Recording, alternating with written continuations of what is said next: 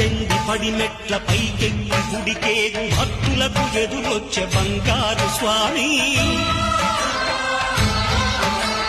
ఇరుముడులు స్పృశించి శుభమును దీవించి జన బృందముల చేరే జగమేలు స్వామి తన భక్తులను విల్చు తప్పులకు తడబడి ఒక పక్క ఒరిగెన ఓంకారమూర్తి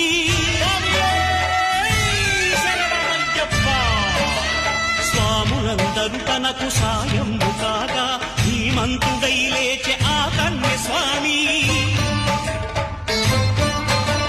పట్టబంధము వీడి భక్తతతికై పరుగు పరుగున వచ్చే భూమిపై